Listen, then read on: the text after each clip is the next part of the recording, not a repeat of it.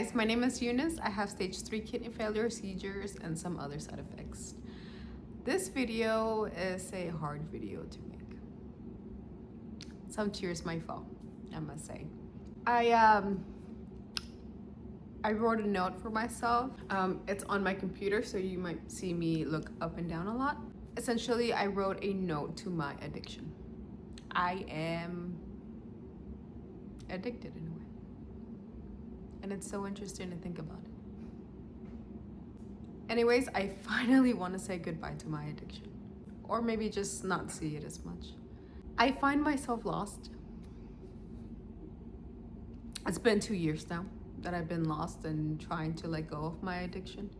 I'm also asphyxiated. I can't pronounce that word. Because of my addiction. I don't know how and why I got to this place where it became an addiction, and how do I make it stop? A little background from me. At age 7, I was diagnosed with stage 3 kidney failure, and what made the diagnosis was the fact that I went into a coma due to a lot of seizures happening. Well, those seizures never stopped. I have tonic-clonic seizures, which are the ones where you drop and you twitch, and then I have focal seizures, which comes from a specific place of the brain, as of what I know right now. I honestly think I have more than that. This is the note that I wrote. For a while now, you fooled all of us, so my medication could stop you. Because my seizures were in control. I wasn't having any more tonic-clonic seizures. This is back when I was 13-ish years old. Now this is the part that breaks my youngest self the most. I would go to my mom running as a 7-year-old and say, I'm scared. People, my mom, doctors, people would always ask me of what? And I would never know how to answer. Because in reality, it was nothing.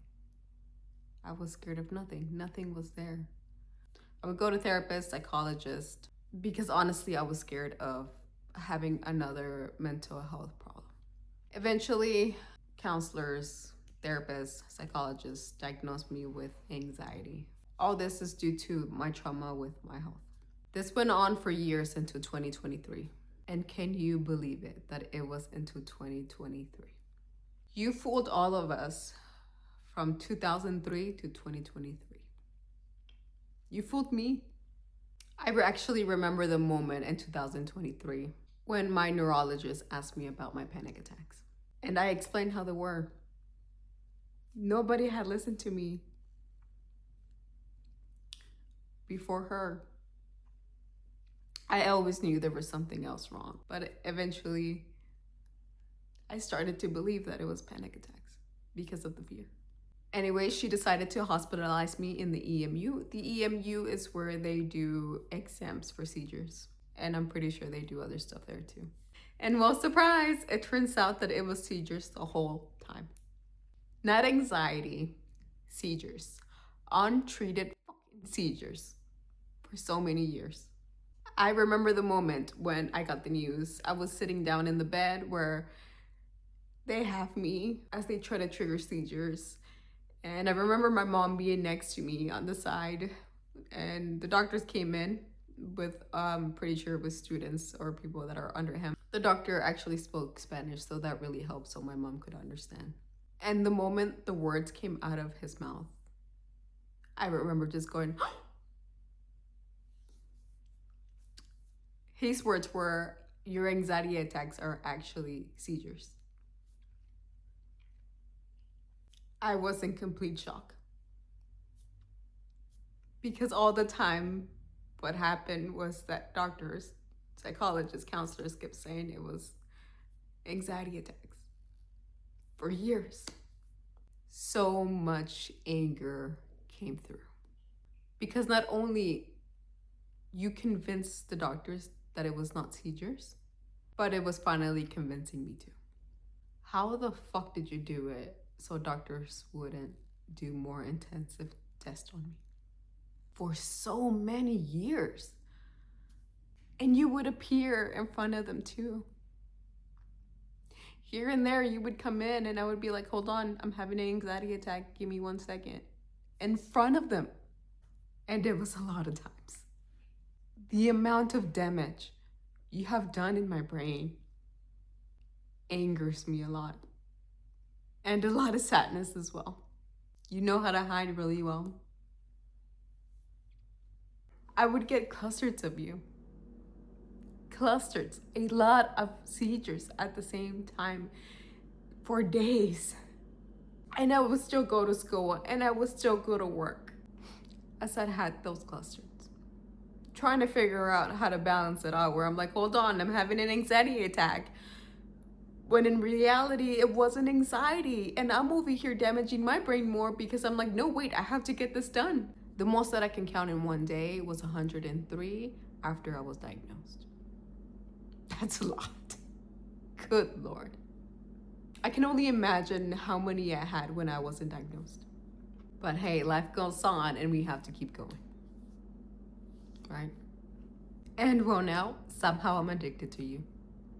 How? I have no fucking clue. I'm scared of letting you go. What a toxic relationship we have. You give me explosions in my brain, and somehow I still want you in me. I've learned to like it. Isn't that messed up?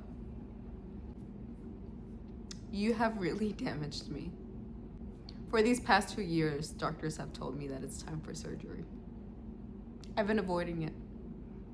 I've been willing to take medication that damages me in other ways and having to go through so much side effects. I'm just simply terrified. You have made me terrified because of where you're placed. You're placed in my hippocampus and my amygdala. Will you damage me more if I have the surgery? Will I be more damaged if I don't have the surgery? Will I make it through the surgery? Will I lose my memory? Will I forget everything? A lot of special moments in my life. A lot of special people in my life. Things that were very hard to learn and have to reteach myself how to do. Will I miss you if I have this surgery? Maybe because you were an excuse? And even after all that, all this that I have written, I crave to feel you one last time. One last time before you leave. I kept asking myself why. Why am I craving this? I still ask myself, and I'm getting some couple of answers. I had to dig really deep because you were the reason and my excuse so I can avoid things that I'm scared to do. I had to figure out what those fears were. So I would actually like to thank you for that, for pushing me to see what my excuses are. First of all, I want to thank you for showing me what fear really is. I have never felt so much fear as I have felt it when you appear in my brain. I also thank you for showing me independence. I know I now have trouble remembering things, learning and understanding things a lot more because of so many years you've been with me. You have made me understand that I have to keep my mind learning so it doesn't lose its strength. I thank you for showing me the importance of sleep. For a minute there, I was only sleeping 3 to 4 hours. For being able to control stress as much as I can and calm myself down. The fact that I have to find strength when I work out so you don't activate and I can hurt myself. To be able to balance my body and work on my strength with working out. How important it is to have a strong core so my balance doesn't go off and fall, or to be able to catch myself as fast as I can, or to put myself on the floor so if something happens, I am already on the floor and I won't hurt myself. You have made me fall so much. Throw up, get dizzy, and have cognitive issues, especially with all this medication and its side effects. But I also thank you for making me understand that I am the one that has my own back. To stand up for myself when I feel something is wrong, especially when I don't get listened to. I now know I am the one that protects me. That I have to protect myself over my fears, my adjustments, misunderstanding, and a lot more when it comes to my health and even other things. I'm not sure where this journey, our journey, is taking me, or even this surgery is taking me, to be honest. But I still thank you just in case I lose memory. It's time to let you go. Ooh. 20 years of having you. It's time to let you go. I thank you for making me who I am, for shaping me at such a young age, so I can understand others who suffer like me, so I know what to do and come in and help. Sometimes I still feel angry and disappointed with you for all the damage you have done with me, my emotions, my brain, my body. But at the same time, I am grateful for you and guiding me, showing me my path to self-regulation, to keep going after clusters and clusters of seizures. I am thankful that you have made my brain so powerful that I know when to wake up as soon as I'm having a seizure. Somehow, my brain, you know to wake me up. As I'm sleeping, I'm dreaming that I'm having a seizure. So many people tell me that this is so rare or they haven't heard of this before. But my brain, you make me have dreams that I'm having a seizure. And that's when I tell myself, wake up. Wake up. You're having a seizure. You need to wake up now. And next thing you know, I'm having clusters once I wake up. That is some powerful stuff there. Because something catastrophic, I can't say the word, I'll put it here, can happen. A lot of us don't wake up ever again due to SUDEP. But you've let me. I thank you for giving me the appreciation and the opportunity to keep going in life. For giving me hope that hopefully one day I can just drive. I want to get back to driving. I constantly need rides. One of my biggest fears is that not that I'm gonna hurt myself, but that I'm gonna hurt somebody else. I want to get behind the wheel again. That is what you have made me crave the most. To not be afraid to be alone. My independence in my own actions and wants. It's simple things that people take for granted. Going on a walk with myself and not being scared that I'll have a seizure and not wake up, or that I won't get help in time.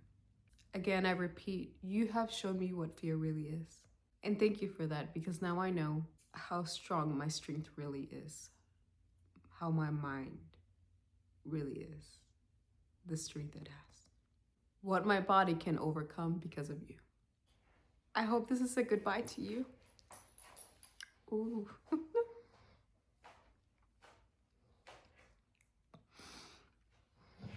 Why is this making me cry? I don't know. I'm addicted to it. But if not, I know it's for a reason. Love, Eunice. My puppy's up. I want to thank you for taking the time to listen to my own self-note that I made for my seizures. If you're suffering for them, please be careful, be safe, get the help that your body needs. And for all you guys watching, everybody that's watching, I'm sending you lots of love, lots of health, and lots of happiness, guys. Let go of those things that no longer make you feel like you are no longer in need. I gotta get to my pup. I love you.